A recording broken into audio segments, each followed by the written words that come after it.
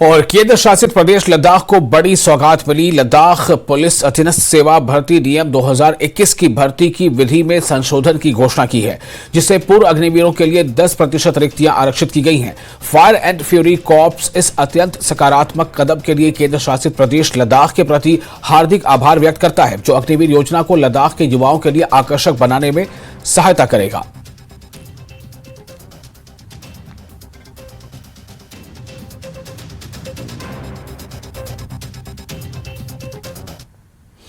और सेना ने करुणा और समन्वित प्रयास का एक उल्लेखनीय काम किया है। बारामूला के डैगर परिवार स्कूल के 9 वर्षीय छात्र मास्टर बुरहान को चिकित्सा सहायता मिली, जिसका प्रबंधन सेना द्वारा किया जाता है। कश्मीर में सेना की डैगर डिवीजन को बुरहान के हृदय संबंधी गंभीर बीमारी का पता चला था।